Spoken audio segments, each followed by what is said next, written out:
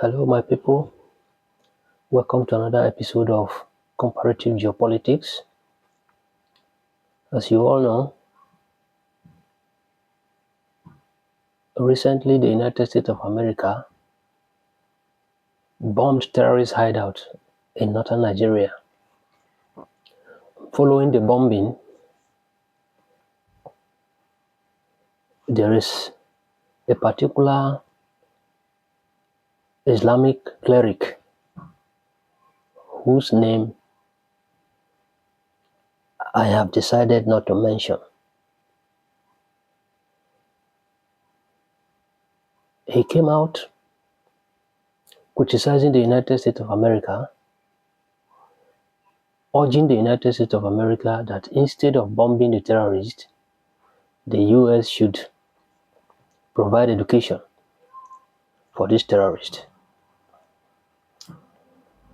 This cleric in question, he advocates openly for these terrorists. He is their mouthpiece. He defends them. He justifies their action.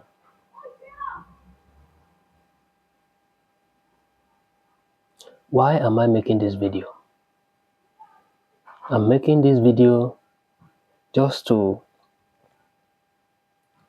correct an impression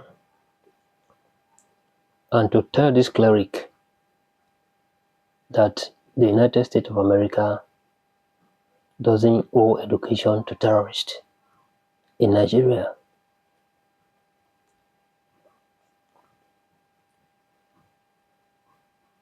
What is the job of the governors in northern Nigeria?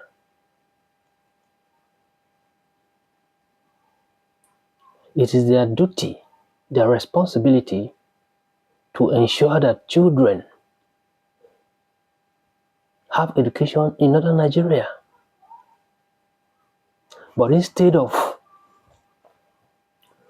holding these governors to account, this cleric is busy blaming the United States of America. I have a sense of history, and I'm not in favor of US intervention in Nigeria. But there is a sense in which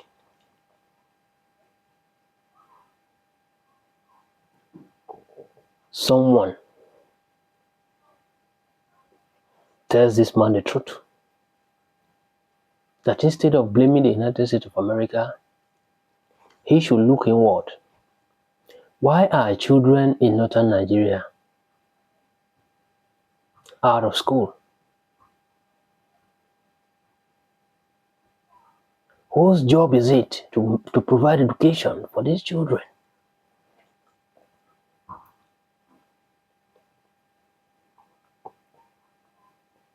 Is this cleric trying to tell Nigerians that the reason children are out of school in northern Nigeria is because of lack of money or limited resources?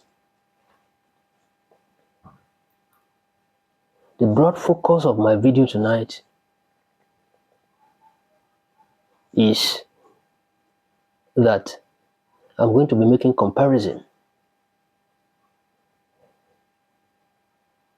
with countries across the globe who are worse off in terms of natural resources, but are able to give education to their children, their citizens. Who will ever forget the epic battle between the former emir of Kano, who was deposed by Ganduje, his battle with Ganduje, the then governor of Kano in northern Nigeria, Kano State in northern Nigeria, where a sitting governor goes to take loan and use it. He claimed he was building is it railway or light rail or something. He wants to bring train to Kano. And this is a state where There are millions of out-of-school children.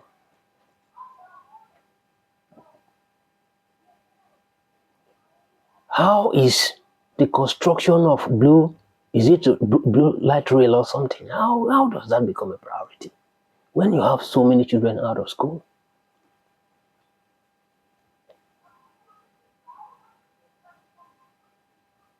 Go to Zamfara State. The emphasis is more on introduction of Sharia. They want to practice Sharia, radical form of Islam. Yet, the performance of the citizens of Zamfara State in terms of education is not encouraging.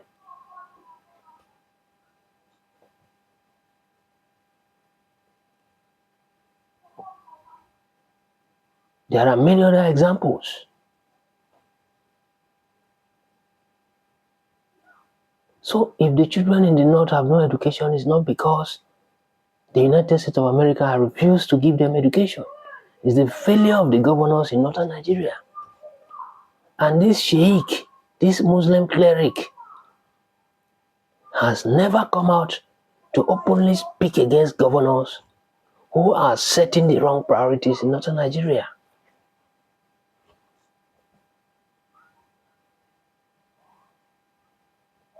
I'm going to give you the example of Cuba.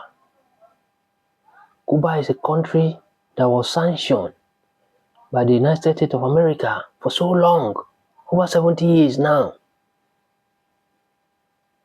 You are not allowed to do business with Cuba. Nothing goes into Cuba. Cuba cannot sell.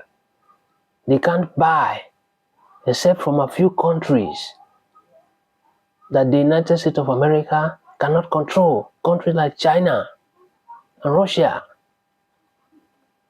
They are the only ones that periodically help Cuba. Cuba relied on oil from Venezuela under the leadership of Nicolas Maduro. Recently, the United States of America kidnapped Maduro from Venezuela and then cut off oil supply to Cuba. The situation in Cuba is so bad that even in contemporary society, you go to Cuba, you don't see modern cars. But there is something about the government of Cuba. Despite all this hardship, the literacy level in Cuba is 99%. Far better than what is obtainable in the United States of America. Why? Why is that the case? Because the government of Cuba have a structured, standardized system of education. They've made historical investment in the field of education. Education is a priority in Cuba.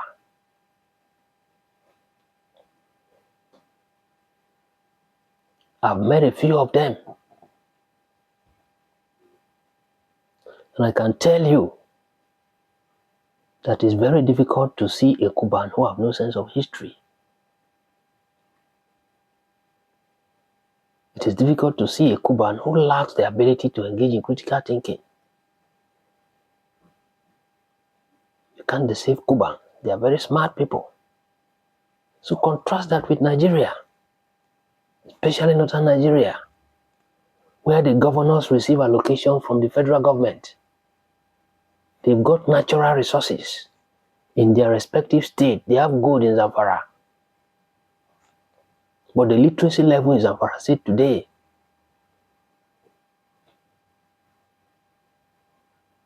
is not something encouraging. But they have gold. They do illegal mining there, the government. They sell gold. They have other natural resources. Other states in northern Nigeria, they've got a lot of natural resources, which they sell. They're also farming. So the governors in northern Nigeria, what is their responsibility? Why is this particular cleric not talking to the governor? Who are actually responsible for ensuring education for all these children? And the question is not whether these children are not even receiving education at all. The question is what type of education are they receiving? How could you give birth to children and then you organize a system, what they call a Marjorie system, and then you send children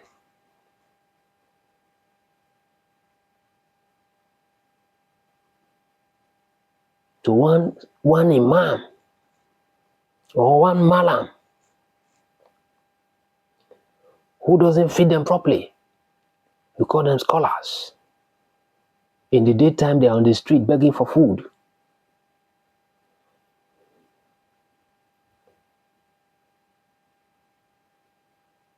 The system of education is devoid of structure, no structure. Highly disorganized, poor environment.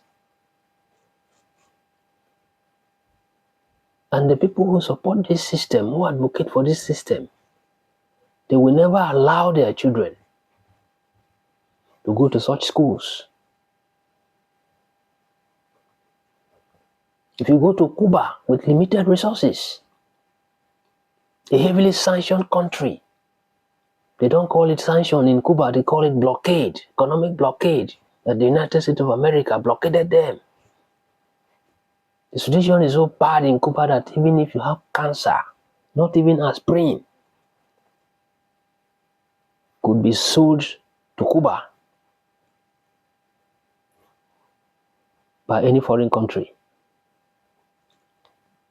Unless you are powerful, you are China or you are Russia. That is how bad it is. But the government managed to educate the population. The literacy level in Cuba is very high. They have one of the best doctors in the world. During natural disaster, when Fidel Castro was in charge, they sent their doctors all over the world to provide emergency services. Their public health system is one of the best in the world. Why is that the case? These are people who have absolutely nothing. So my submission is that I think this particular sheikh is either is in denial or he lives in a different world, or is just being mischievous and doesn't represent anything called truth. It's a job of your governors to educate the children on the street. You make me president of Nigeria today, I'm not even going to do anything for the North. It's the responsibility of the governors, the local government chairman, to ensure that the children who are on the street receive proper education.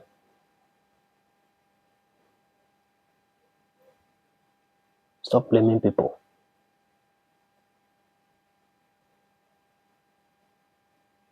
Criticizing the Nigerian government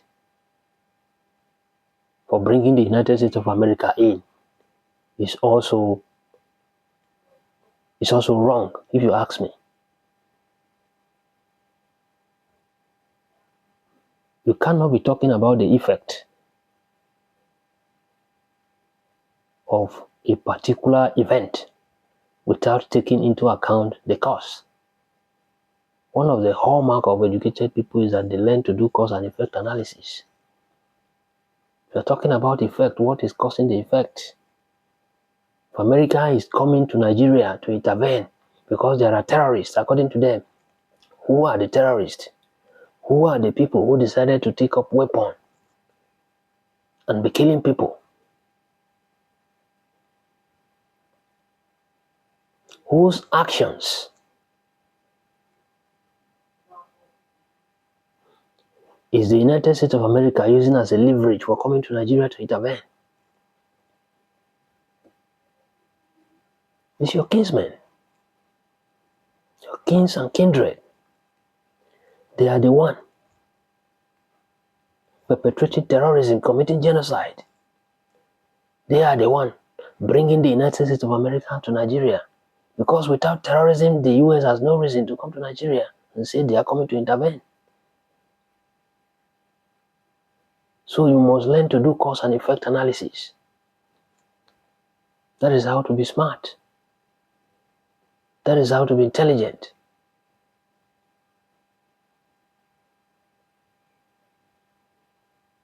So you must come up with something innovative to convince Nigerians that you know actually what you are saying.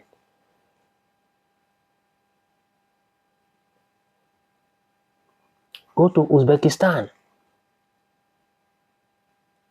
They've got limited resources. The system of education they inherited from the Soviet era is what they are using. 99% literacy rate. Tajikistan, the same thing. High literacy rate, 99% or thereabout. If you go to Armenia, a landlocked country, the literacy rate is very high, 99.9%. And you are wallowing in all these resources in Nigeria. You don't know what to do with it. You blame America when they bomb terrorists. You say, why didn't they come to provide education instead of bombing?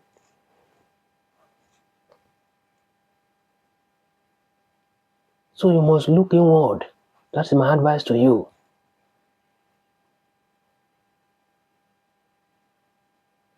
I was reading Chinua Achebe, The Trouble with Nigeria. Everything that is happening in that country, he blamed everything squarely on failure of leadership. I agree with him 100%. Nobody is going to develop that country for you. If you refuse to put your house in order, vermins, they will come in and join the party with you.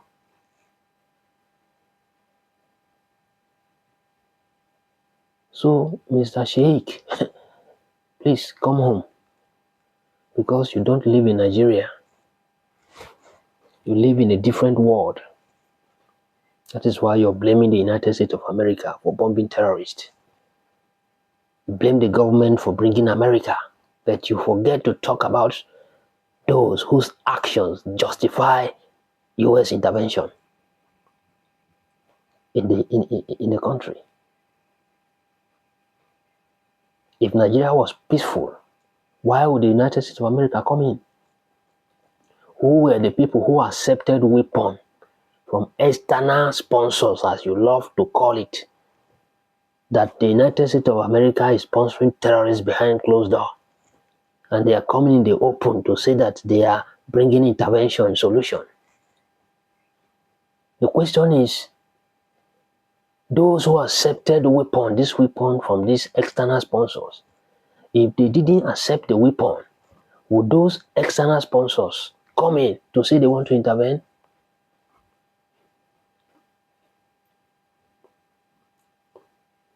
This is how we discuss effect without talking about the cause. To be educated, after all, is to possess the ability to be able to do cause and effect analysis. That is how to be smart. You cannot claim to be smart when you do analysis, when you discuss effect, divorced from the cause.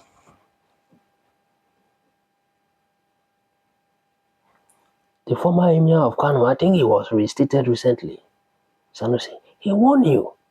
He warned northern Nigeria that these children that are out of school, these children that are not properly taken care of, that the north is destroying itself. Anytime he open his mouth to correct you, to tell you the truth, the north will come together and say, he's insulting us. He has no respect for anybody. Oh, Sanusi is like this. He's like that. He warned you that nowhere in your religion where it is allowed to send children to the street in the name of they are going to school, they are scholars.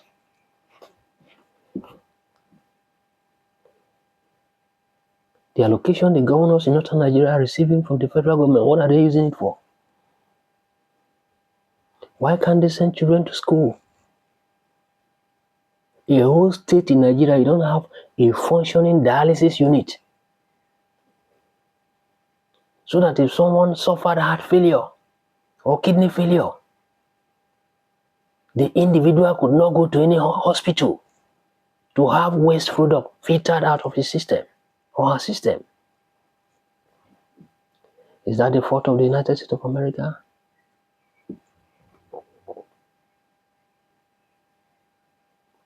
How do you reconcile your statement with the blatant failure, misappropriation of funds by the governors in the states in northern Nigeria? I just made comparison between the north and countries in other parts of the world with limited resources, some of them landlocked, heavily sanctioned by the United States of America. But the literacy level is very high. They were able to give their citizens proper education, engage in critical thinking, critical analysis, provide solutions to their problems. These are not people who just accept weapons from anybody who is urging them to tear down their country.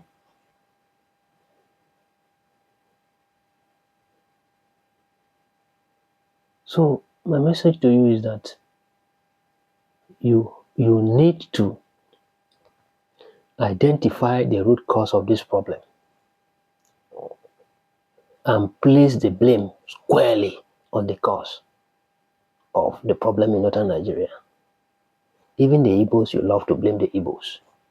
Recently, I did a correlation analysis to see if there is any association between the Igbos and the poverty in northern Nigeria.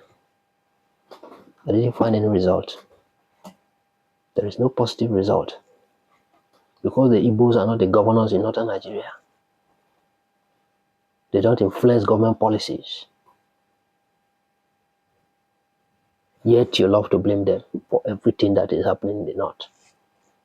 Anytime they say vote for competence, they say, the Igbos. They didn't call not immediately they discover that you are Igbos, they will say, one yamrine. Stereotype. Yet our leaders, the governors, are siphoning money. They are not doing anything. So, my advice is that you want Nigerians, smart, intelligent people to take you serious. Then, you must behave like someone who is truly educated.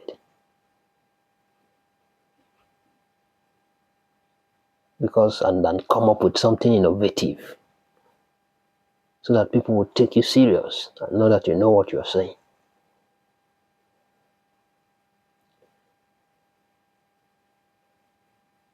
That is all I have for you tonight. Thank you very much for your time.